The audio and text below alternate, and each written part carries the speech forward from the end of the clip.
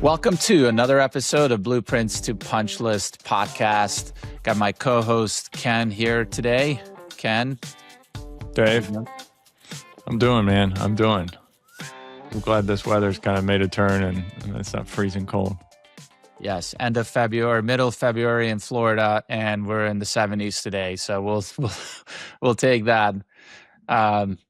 But we're not here to talk about the weather. We're here because we wanted to just give people an idea of what makes Wilson and Company different, why we're a little bit unique. There's tons of different construction companies out there, from everything from the trades all the way through the general contractors, all the different aspects within that, with it, the residential, the multifamily, the commercial, the industrial, the ones who build high rises. So who is Wilson and Company? We haven't really touched on this in a little while, which we're not, we're here to obviously educate and promote people in our circles, but we wanted to take this opportunity to just do a quick little overview for people that have seen us online to really see what it is that we do within this world. So I'll throw it over to you to kind of open us up. And how would you describe who Wilson and Company is and what makes us different than some of our other companies that are in this space? Sure. Yeah. Ultimately, I think for me, the short answer, what makes us different is the people, right? The people that we have, the folks that we get to work with, me and you included most days, to kind of elaborate on that and expand on that and, kind of the way in which we do things and kind of what makes us Wilson and Company. We've been in business for, 32, going on 33 years, somewhere around there, 1994. We were started by a man by the name of Parks Wilson, who up until, I think, 2019 was still kind of steering the ship here. Since that has changed over to Barry Henderson, who's been here for, 25, 30 years, 25, I think. I don't want to get that one wrong, so I'll err on the side of caution, 25. And so, I think that's important to note because in those 32 years, there's been two folks that have owned the company. And while Park started the company, Barry Henderson has been with the company for, over 2 decades at the point in time in which he took over, right? So I think to me, first and foremost, there's a very familial aspect to the work environment here, which I think lends itself to the way that, leading into the people lends itself into the way that we treat our customers, right? And our tagline here is we build client satisfaction. And we try and maintain that, right? It's easy to build client satisfaction, put a smile on your face, and do what you need to do when you're making money, when everything's going right, everything's on schedule. But we try and maintain that even when everything's going wrong, it's off schedule for whatever reason, or the money's just not there. So I think, in my opinion, what makes Wilson and Company is the people, and the environment in which we work in is what gives the people the ability to build that client satisfaction.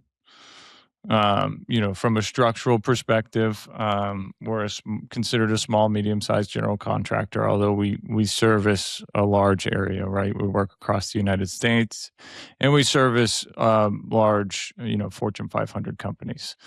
But we maintain kind of a lean operation so that we can kind of meet our clients where they're at and build that client satisfaction, right? So we are not the GC that's out there with a couple thousand employees building your $100 million hospitals, high rises, industrial parks, whatever that may be, right? We stay, typically under 100,000 square feet. The bulk of what we do are TI build outs, interior remodels, but we do ground up buildings often. So we also try and take care of our clients' smaller, what we would consider facilities maintenance needs, right? So we aim to be a turnkey solution for those folks, our clients that we target. Again, those are typically Fortune 500 companies with a national or regional presence that we can help across the board, right? Not just with their ground up projects, not just with their TI projects, their refreshes, but also help them on the facilities maintenance side and really build that, again, back to relationship, right? Build the relationship to be, the source for those kind of brick and mortar needs. And again, I think we do that, and we're successful in that, and we have a lot of repeat business because of our emphasis on maintaining the relationship and making sure that at the end of the day we do what we need to do to follow through for our clients. And I think unfortunately that differs from the industry standards. All too often I hear a lot about folks, for lack of a better term, dying on hills for single projects, right? And but I think sometimes it comes down to what's the cost of being right. And sometimes you can be right all you want, or sometimes you're wrong, but sometimes you can even be right and it's still not necessarily be the best move. About So, getting it right, and right, that's right. what I think the way our structure is set up allows us to operate in that world of making sure that we live up to our tagline, that through that, because you can say, and everybody has some kind of a tagline that's about taking care of the customer, right? But at the end of the day, how does that really play out when things are going sideways, when you have a sub that you have to replace at your own expense because we hired them, it's our responsibility that they're not performing and it's coming out of our pocket now, right? It's easy to just throw up our hands and go, well, that's Mr. Customer, it's on, this is where we are and now you're going to have a delay. Or we have that freedom to have the options to go and make the necessary changes operationally in the field, whatever we have to do to, again, really see through and make sure that customer satisfaction happens. Yeah, right. We as PMs, superintendents included, project coordinators, we have the ability to make decisions, right? Which I've been in some positions, and I'm sure we all have in one industry or another. Specifically, obviously for us, the construction industry, where you can't make those decisions. And the unfortunate part about that is, typically speaking, when you have the relationship and you're in the middle of it in the day to day, you probably better know what decisions need to be made to maintain the relationship, have a successful project, whatever it may be. So to not have the ability to make those decisions, or at least have significant input in those decisions, is, I think, a disadvantage, and an advantage that we have here at Wilson and Company, right? That's not to say that KPIs don't exist, metrics don't exist. There still needs to be bounds, if you will, right? But the freedom to operate within those bounds is, again, another thing I think that separates us from some other GCs, and that not only separates us from a work environment perspective, but how we're able to serve our clients, right? It trickles down It into all the goes back to experience that that. our clients receive, right? For me, I know the ability to do that makes a big difference in A, my effectiveness, but B, also just overall enjoyment of what I do on a day-to-day basis, right? If you're constantly forced to go against the grain of who you are or what you believe, it becomes pretty tiresome. It becomes pretty, very much so a burden as opposed to, an opportunity, right? So, that's going into kind of some of the stuff, but I think the way in which we are able to do that points back to the structure, right? We do operate lean, and we do that not at the expense of the client experience, right? We're still able to, we have the insurance limits, we have, I think one of the big things to touch on when you work with some of these bigger Fortune 500 companies is there's a lot of red tape and the contracts Yeah. that we have to sign. And at the end of the day, you have to work with these guys. We have to be more flexible than we know that they're not going to bend. They have an army of lawyers reviewing those contracts, and our team of attorneys and us reviewing them, knowing what our risks are going into it. But the reason they work is because of the relationship, knowing that who's the PM or who's that owner's rep on the other side. Will they have our back? Will they have our, can we work collaboratively instead of them just, always throwing us under the bus? And that makes a huge difference because you mentioned, again, these larger healthcare operations that operate regionally, locally. Our best footprint and what we're set up for is to help these national companies expand into new markets and expand their territory. And whether it's not just a one-off clinic, but it's doing 5, 10, 30 over the course of a couple of years. And when we're set up that way, you have to have somebody who's going to have your back on both ends, right? On the front side to make sure that on the contractually, yes, we're going to agree to the terms, but are we, how technical are we going to get within the contract terms? So, somebody who's, not to say that's not going to be enforced if we do something really dumb, but have our back in conversations with the owners and who they represent. So that's important. And I think the other side of it is on the PM side. While our official titles are project managers, it's an important distinguishing factor that we are the ones who are dealing with the owners from that initial phone call to say, hey, this is what we're trying to build, all the way through to seeing that through the estimating side, being involved obviously on the project management side, turning the keys over after the project is done, and beyond with the facilities. And that's all the way through. We're involved to some degree through every part of that operation and beyond to make sure that the client is satisfied, happy, and we get the return phone calls for those next jobs. Yeah, which by nature is unique, right? A lot of folks, and we deal with it sometimes with subs too, right? You meet a business development professional that, they're great folks, but some, in every role, right? You have some that'll go and they'll sell you the world and they'll tell you what you want to hear.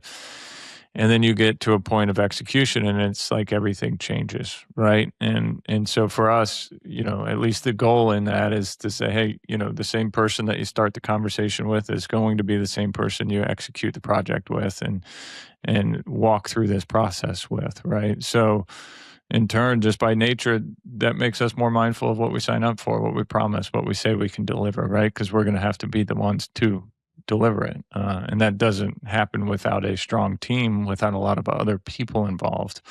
But it helps for more transparent conversations. It's not just a sell. It's not just a sale. It's a relationship for us.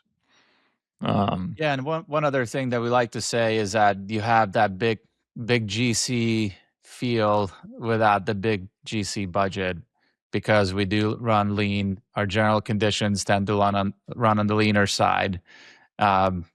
We do have estimators.